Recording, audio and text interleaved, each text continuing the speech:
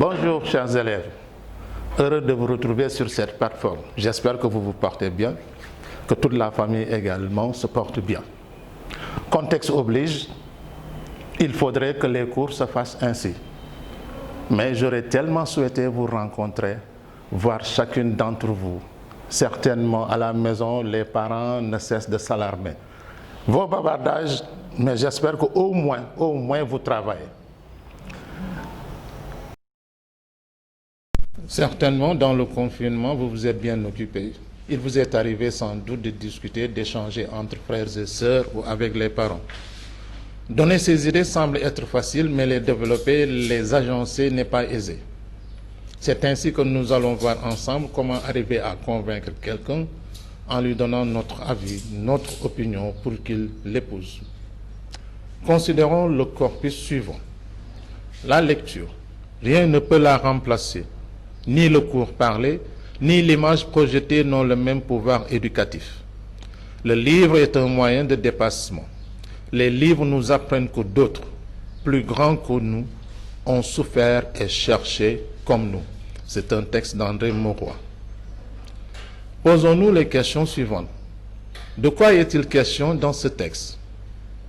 Quelle est l'opinion de l'auteur? Quelles sont les raisons qu'il invoque pour soutenir son opinion? Dans la première question, évidemment, si nous devions répondre d'une manière simple, il s'agit évidemment de la lecture. Maintenant, l'opinion de l'auteur nous montre que la lecture est importante, qu'il est important de lire.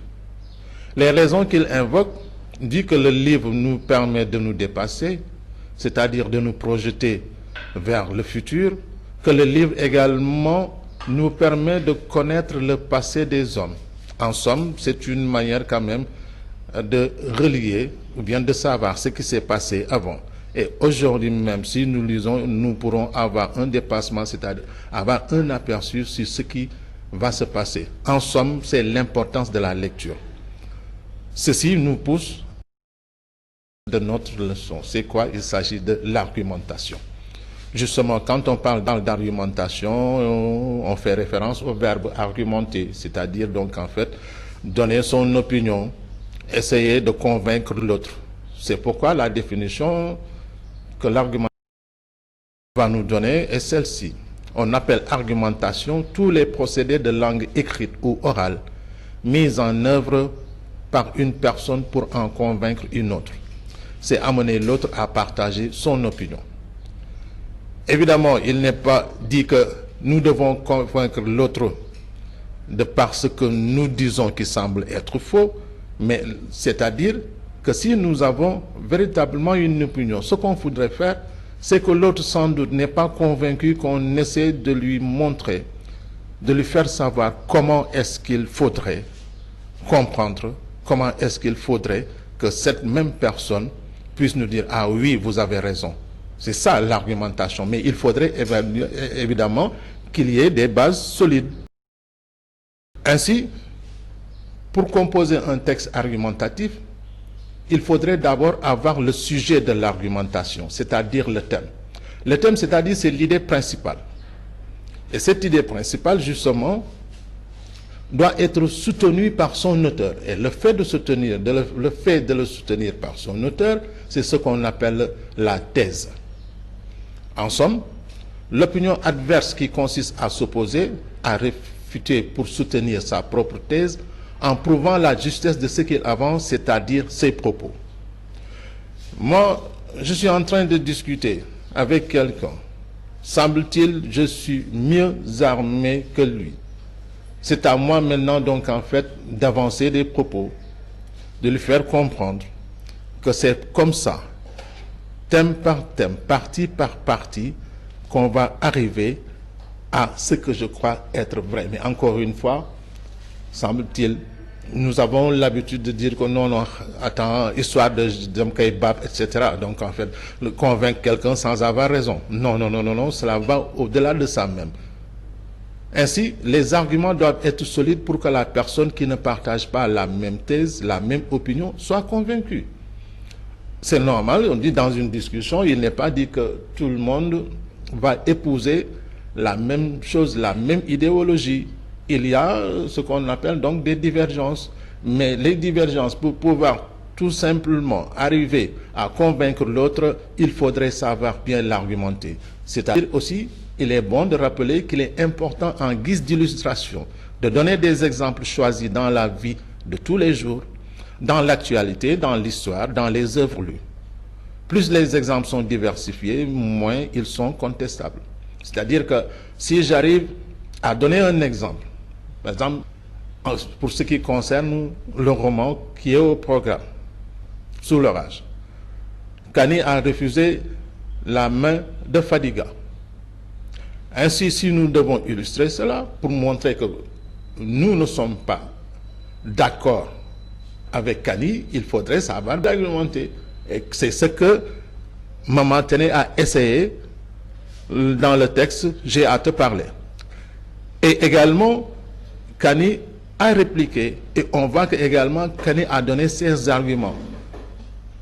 Elle n'aime pas Famagan, elle aimerait continuer ses études. Maman Tene, par contre, lui fait comprendre que le devoir d'une femme, d'une fille, c'est d'avoir un époux. Cela veut dire que les études ne comptent pas et encore, il ne s'agit pas d'aimer. Dans l'argumentation, il y a des outils qu'on utilise. Il y a le texte. Le texte argumentatif se divise en plusieurs paragraphes. Dans chaque paragraphe, on peut y exposer un argument accompagné d'exemples. La démarche est très importante. Généralement, on présente l'argument le plus faible pour terminer par celui le plus fort. En somme, il faudrait toujours commencer par les arguments les plus faibles. Plus faibles, c'est-à-dire que pratiquement qui peuvent être démontés. Mais il faudrait aussi savoir terminer par l'argument le plus fort. Parce que l'argument le plus fort est celui qui véritablement va marquer le doute dans l'esprit de l'autre. Sinon, au-delà même du doute, c'est cet argument plus fort qui permettra à l'autre de comprendre et d'accepter justement votre thèse. En somme, il y a également ce qu'on appelle les connecteurs logiques. Les connecteurs logiques nous permettent d'organiser le texte d'une façon rationnelle, c'est-à-dire ils permettent l'organisation logique d'un raisonnement. Alors, ils sont choisis en fonction de la nature du lien qui existe entre les arguments présentés. Ces connecteurs peuvent être des conjonctions de coordination. Ces connecteurs peuvent être des adverbes ou locutions adverbiales. Ces connecteurs peuvent être également des conjonctions de subordination. Et justement, pour référence, je vous envoie au fascicule de grammaire. Pour les conjonctions de coordination, c'est à la page 37. Pour les adverbes ou locutions adverbiales, c'est à la page 39. Pour les conjonctions de subordination, c'est à la page 40. J'espère que vous avez gardé intact vos livres. Ainsi, nous attaquons la première application. Ici, on demande de compléter les phrases suivantes par les connecteurs logiques. Lorsque, en outre, afin que, au cas où, tel, puisque, alors, néanmoins, soit, bien que. Vous remarquerez que soit sont séparés par des points de suspension. Cela veut dire que l'emploi de soit va être double. Dans la première phrase, nous avons la nature renaît, l'hivernage s'installe. Deuxième phrase, tu as sommeil, va te coucher. Troisième phrase, tu m'appelles, tu aurais des problèmes. Quatrième, les nouvelles techniques sont avantageuses. Elles comportent des inconvénients. Cinquième phrase, les paysans prient, l'hivernage soit bon. Sixième phrase, tu choisis, tu laves le linge, tu fais la cuisine. Septième phrase, il soit la star de l'équipe, il a raté le penalty décisif. Huitième phrase, le devoir est prévu samedi prochain. Prenez vos dispositions. Neuvième phrase, il s'agit d'un animal. 10e phrase, après avoir fait son devoir, il devrait me remettre sa copie. Application 2. Repérer le thème et la thèse. Premièrement, je suis contre le mariage forcé. Deuxièmement, la traite des Noirs, le commerce triangulaire et le commerce d'êtres humains sont une grande honte pour les pays qui les ont pratiqués. Troisième application, sinon troisième phrase, excusez-moi, le travail, c'est la clé de la réussite. Bien, alors revenons sur ça. On nous demande de repérer le thème et la thèse. Le thème, c'est-à-dire, c'est l'idée principale. Maintenant, la thèse, c'est ce que défend l'auteur. Si on considère la première phrase, je suis contre le mariage forcé. Le thème principal dans cette phrase, c'est quoi? Ensuite, maintenant, la thèse que défend le jeu, quand il dit « je suis contre le mariage forcé », donc s'il est contre, cela veut dire qu'il n'est pas pour. Donc, vous imaginez un peu ce que ça va donner. C'est ainsi également pour les autres phrases, c'est ainsi qu'il faudrait s'appliquer. Donc, je reprends, « je suis contre le mariage forcé ». La traite des Noirs, le commerce triangulaire et le commerce d'êtres humains sont une grande honte pour les pays qui les ont pratiqués. Troisièmement, le travail est la clé de la réussite. Maintenant, passons aux exercices. Le premier concerne les exercices qu'on peut trouver dans le fascicule de grammaire. Pour le premier exercice, il s'agit de se référer à la page 40. L'exercice, c'est l'exercice numéro 3. Je vous lis la consigne. Relevez les conjonctions de coordination et dites ce qu'elles unissent. Le deuxième, il faudrait se référer au numéro 12.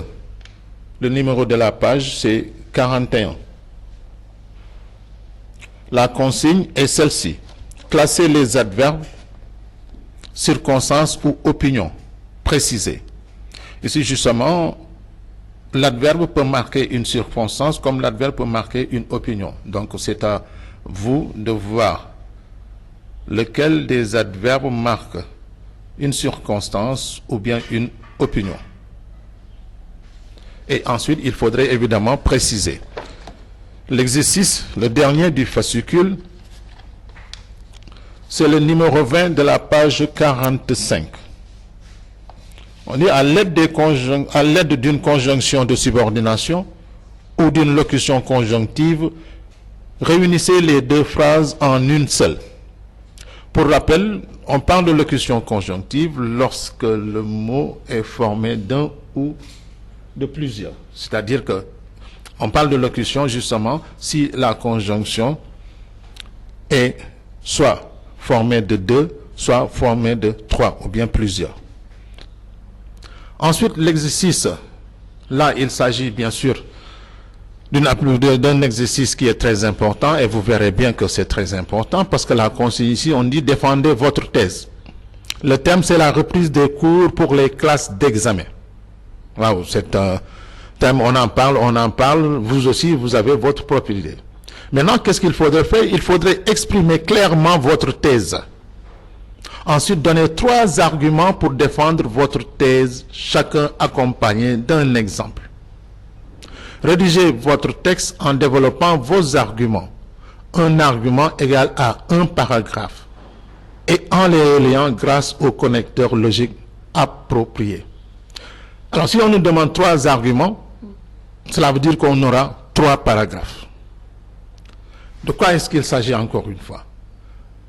Vous, supposons encore une fois, vous êtes entre frères et sœurs, vous êtes avec vos parents, on vous dit que les cours reprennent pour les classes d'examen le jeudi 25. Vous avez une idée sur ça. Certainement, vous allez vous dire, non, ce n'est pas normal, pourquoi les classes d'examen et pas nous? Non, quand il s'agit de l'hivernage, ça va être compliqué. Pas justement. Si c'est ça, et comme vous devez également donner vos arguments, on vous en demande 3. Et à chaque argument, il faudrait également défendre votre thèse. C'est pourquoi on ne va pas se limiter seulement à dire que je ne suis pas d'accord. Non. Ou bien non, comme vous avez l'habitude de le faire en classe. Là, il s'agit de vous exprimer clairement. Et vous verrez bien que si vous vous exprimez clairement à l'écrit, vous ferez l'effort également de le faire à l'oral lorsque vous vous présenterez devant vos parents. Parce que justement, j'invite les parents à ce que cette discussion se fasse dans le salon, en tout cas à la maison, pour que les parents également puissent vous écouter parler, qu'ils puissent voir véritablement les progrès que vous avez fournis. En somme, voilà, donc nous sommes arrivés au terme de cette présentation. Encore, je vous demande toujours de faire preuve de courage. Bientôt, tout ira pour le mieux. Et surtout également, il faut continuer à respecter les règles dictées par le ministère de la Santé. C'est vrai que cette maladie nous affecte tout le monde. Mais prions, prions, prions et espérons. Allez, bonne semaine, bonne journée.